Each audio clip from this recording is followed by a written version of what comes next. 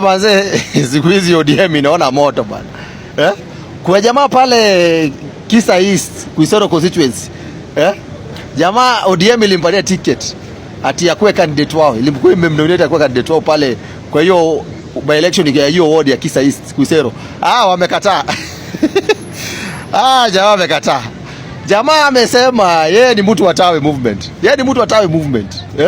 Ati ODM huko hayuziki. Unaona? Sasa ndio bila shagaa aje. Sasa watu sasa watu walio wanasema ati hii ODM bado iko hai, ODM at 20. Na watu wanakataa ticket ya ODM. Ni lini umesikia watu wanakataa ticket ya ODM kwa stronghold zake? Kakamega wamekataa. Malava hata hakuna mtu alikuwa anataka candidate. Waache kutudanganya ati hiyo kitu hajaishinda. Hakuna mtu alitaka hiyo ticket ya ODM. Kisii kwa zile ward, Kisii Nyamira region kuna ward 3 ziko pale. Na hakuna mtu ametafuta ticket ya ODM. Hata kama utaanguka, unajua unachukua hata kama utaanguka.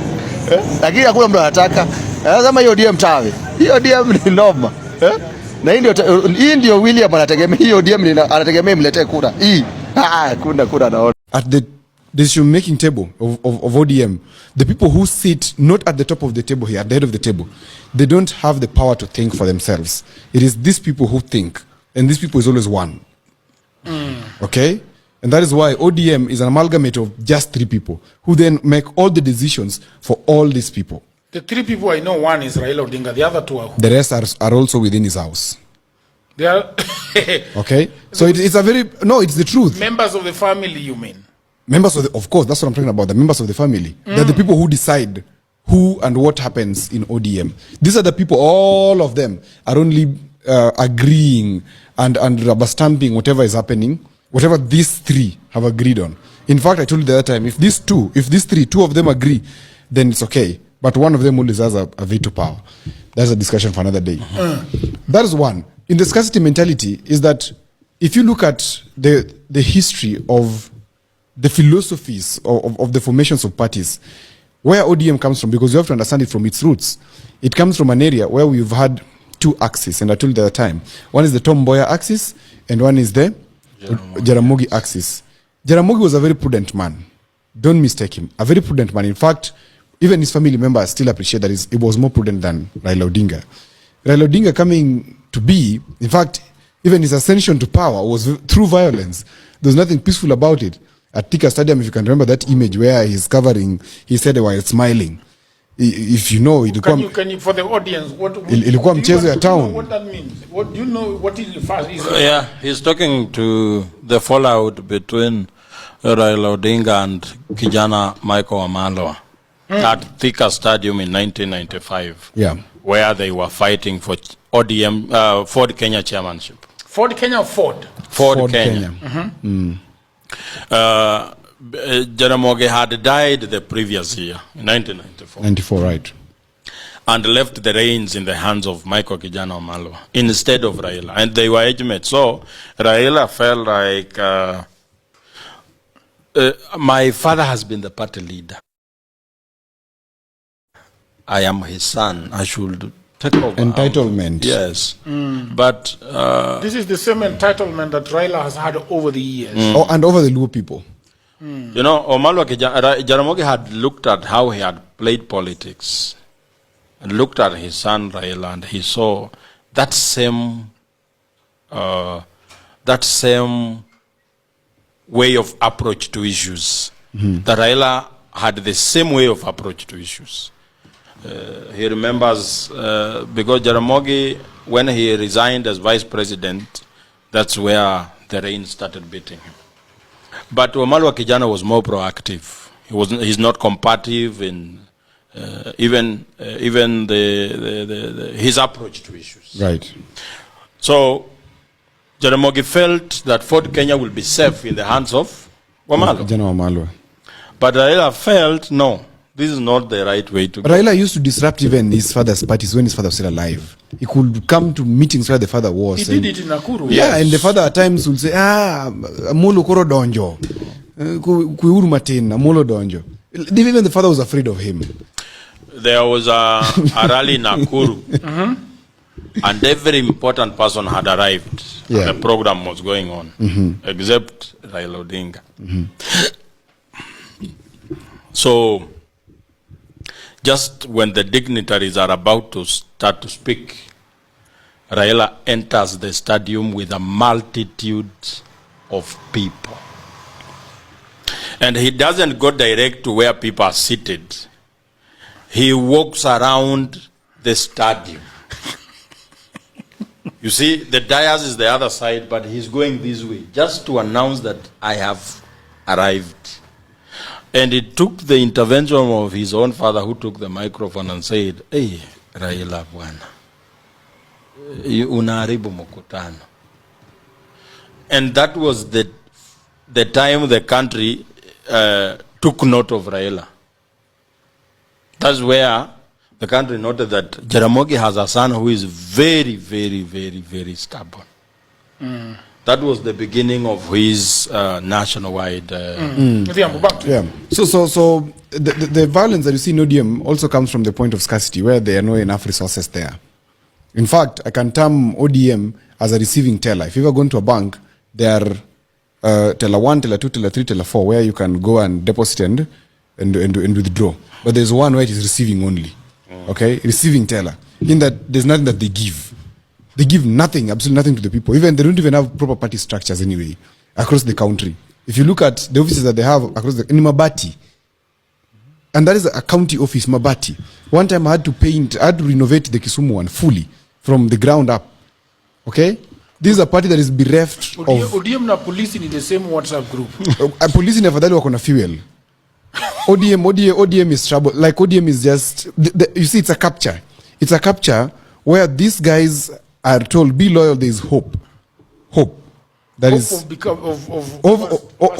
Hope of us taking over something.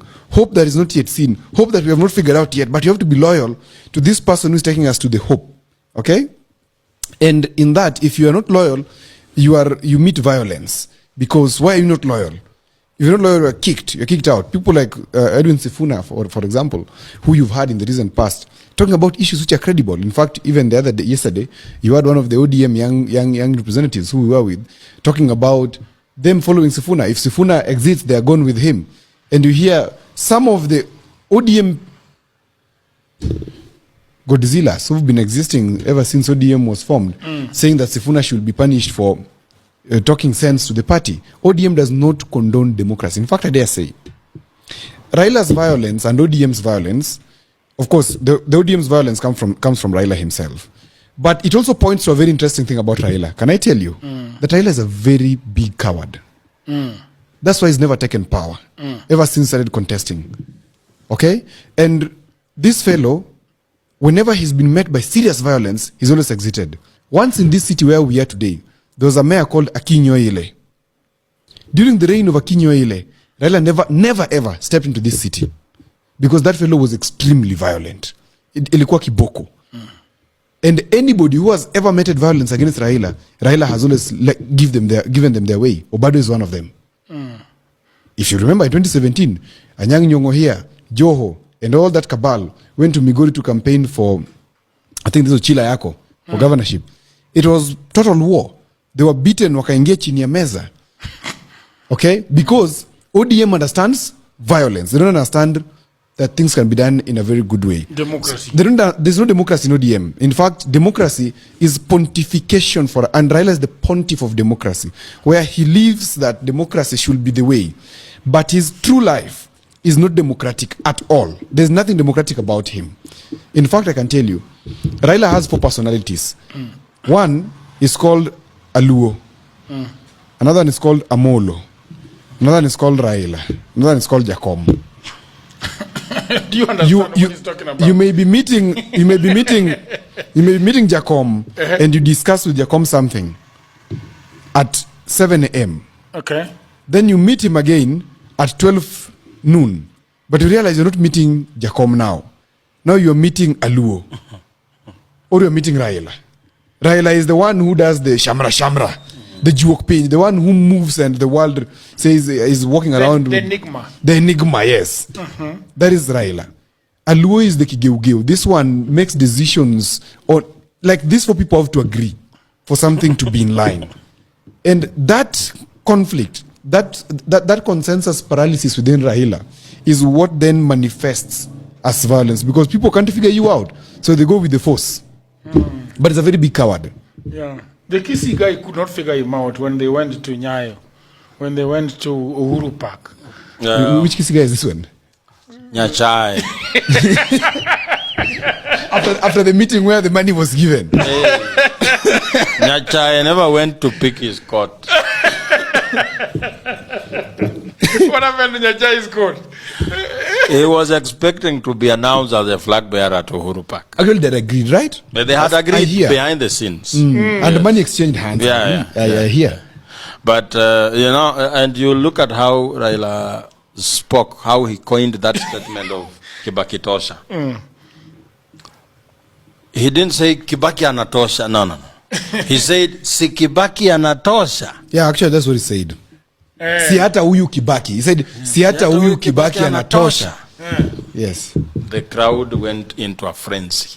We need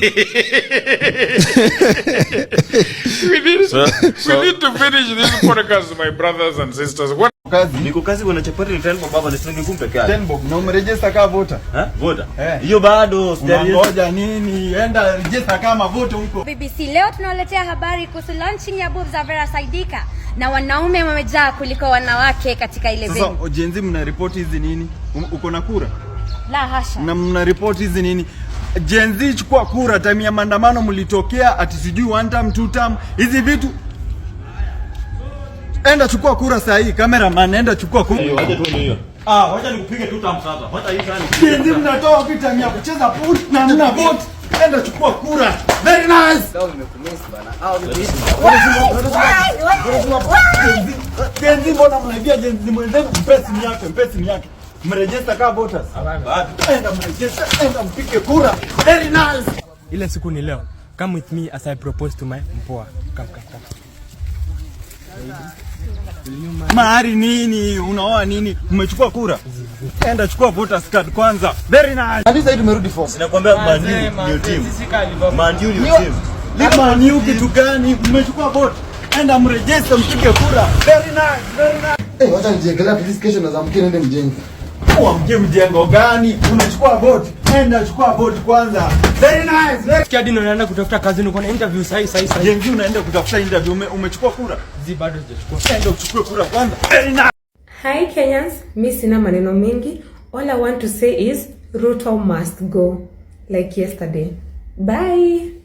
Ati black chocolate ni fine melanin bana kutoka nikapate. Kanapenda kenye mi wanapenda, so kanapenda toto chupa na haga nono. Madam na kudai umedunga mini na unapenda mangwai, una dance fit unawacha nikismile, ama niko high jua lies ibe nice. Kono moja mbele ngine yende rembe, paila yoni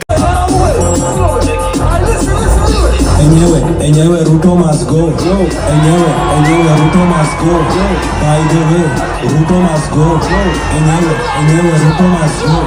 Wash fire, Ruto must go. Enyewe Ruto must go. By the way, Ruto must go.